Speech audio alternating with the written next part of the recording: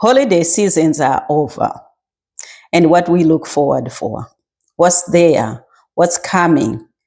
In different cultures, it's almost another celebration. They come up to other things that they have to think about or to do after the holiday. There's a lot people they think, especially when it comes to the new year, what people they do, they think about, they prepare, they do this and that. Today, we are going to talk about that. What happens after the holidays. My name is Elsie. I'm the owner of the Infusion production and author, writer, poet, and a speaker. And on this channel, I talk about cultures, traditions, lifestyle, and anything in between. So today we are going to talk about the after the holiday season vibes. What happened after the holiday? As you know, I'm a native of Zimbabwe, and I talk about a lot of my growing up, cultures that we maintained, the things that we do or we did. Some things are no longer there, so some things we did, some things we are still doing. And I remember very well during Christmas season, there was this whole thing about, I think you saw the video of the Christmas, and there's this whole thing about everything being plentiful, meaning even though we are farmers, we have cows, we have crops, we have chickens, we have everything around us. But these things are not eaten as if you eat them on a daily basis, plentiful.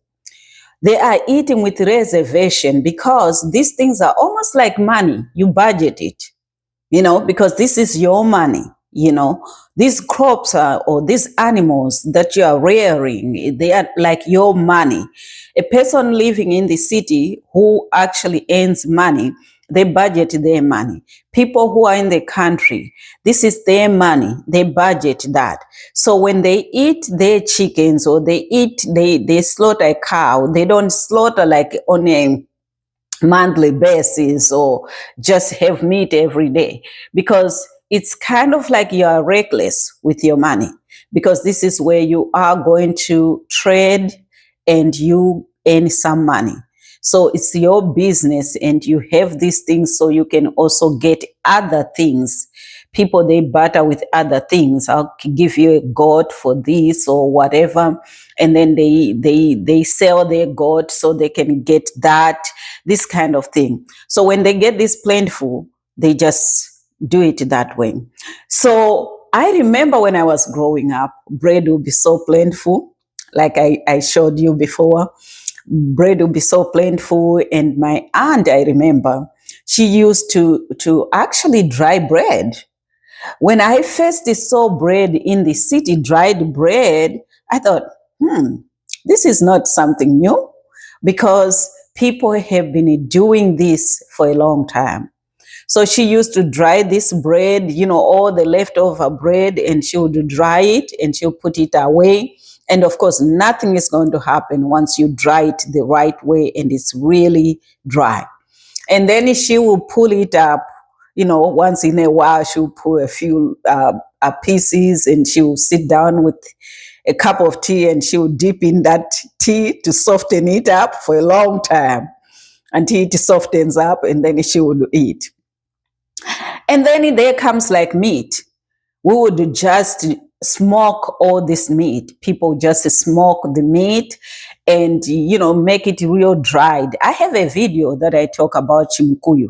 Chimkuyu is basically dried meat, and people will keep it like that. It's dried meat, like jack meat, but more drier. Jack meat is like more softer because you can just chew it like that and eat. But, this chimkuyu is really dry to the point where you can almost like break it like this. And you can't just chew it like that. You have to recook it. Anyway, you can watch that video because I have the video that talks about that. And people dry this meat and then, keep it away. Sometimes for people who live in the city, they also dry the meat, and the people who live in the city, because they always had to buy things all the time, they'll also carry some of this meat and go and also use little by little as they go back to the city and they use. Some of the things that I always see people practicing was people who come from the city and they go home. I talk about this in the other video of the holidays about home and also the city. They are two different things. Anyway, you can watch that video. They prepare all their like food. In the city, people buys everything, and in the country, people they grow. So what they do when they come to the country, they prepare things like peanuts, they prepare things like round nuts, they prepare things like corn, they prepare things like I would say almost all the grain that they can think of that they use to prepare meals and stuff like that. They prepare and try to bring as much as they can into the city so they don't actually buy as much, so they can try to save a little bit. So people will really be busy during this time to prepare and see how much they can carry to go back to the city. How about the feelings that are around people? People, really, there's this feeling, I'm talking right now, like in the country, there's this feeling of missing one another, because when people, they go back into the city, it's not easily that they can just come back either, money wise, especially, and transportation, it's not that simple. You take maybe a full day. So if you have 2 days off, Saturday and Sunday, it's not easy for you to take a full bus to go back home, and then the next day you have to come back so you can attend work on Monday. So most people, they pretty much prepare themselves to stay until another big holiday where they have maybe a week or two, or if they have their vacation time. They'll wait for that time, and usually they try to take their vacation time Christmas time. That's the best. So some people literally, they spend 6 months to a year before they come back home again. So in that way, there's this feeling of really missing one another. For example, if my father was a driver, so he was a little bit fortunate because he was driving around the area, and they would come back. But then, if you are not driving around the area, if you are not that type of a person who is driving, then, you are gone. You are just working, you are gone, and, you won't come back until the following holiday or until you get time again. So this is how it was. And when I came here, the first time was this, I think also the vibe of like a lot of food. There's so much food. And I remember asking my mother-in-law, I said, why can't you people, have this kind of food? And she looked at me and she said, whom do you think really wants to cook like this all the time? And I remember looking at her and I'm thinking, yeah, that's true. Who wants to cook like this all the time? So the question is not about whether there is enough, but really a different kind of way of looking at it. It's more like, no one wants to stand on that stove and cook like this, because most people, they are busy, they are working and all that. So what they can do is simple meals all the time, simple meals. And they also have some of these meals during the holidays, because they give the time to do that.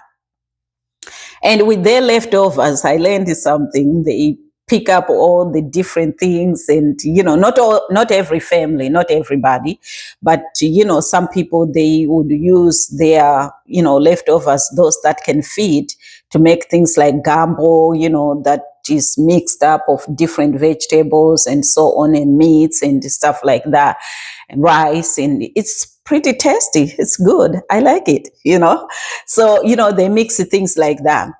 And there's also this vibe of January. There's this vibe of going back to work this year. And there's this vibe of feeling like, I wonder if this year is going to be a different year. There's always this feel of, what will be my goals for this year? What can I accomplish this year? Because most people, they found themselves a lot, especially in the Western world, they found themselves a lot doing the same things over and over and over and over. And they feel always there's some kind of a anxiety of feeling like, is this year going to be the same? Is this year going to be better? This kind of thing, It's kind of like a feeling that you can just tell from people as they move around this month. It's a month of like readjusting. You had the holiday, you just finished a year, and now I'm coming to this year, what to expect, things like that. There's those kind of expectations.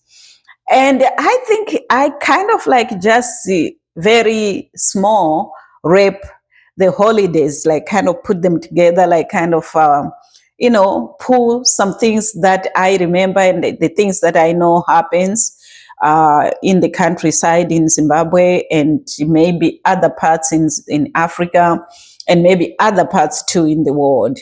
I kind of put them together and, what I have seen also where I'm living now, the other things that I have seen too. These are some of the after the holiday vibes that you get, the feelings, what people they do and things like that. People tend to eat a lot too, even here. People tend to eat a lot. People, they go over to the leftovers back and forth every day, things like that. These are just things that everybody practice. It's traditions. It's how people, they do their things. And, and personally, I like talking about things like this because I really believe we can eradicate some of our problems with each other if we understand the traditions, the lifestyles, and other things in between, how people they live their life, not how I live my life, but how other people live their life. I think we can really come together and love each other and care for each other better.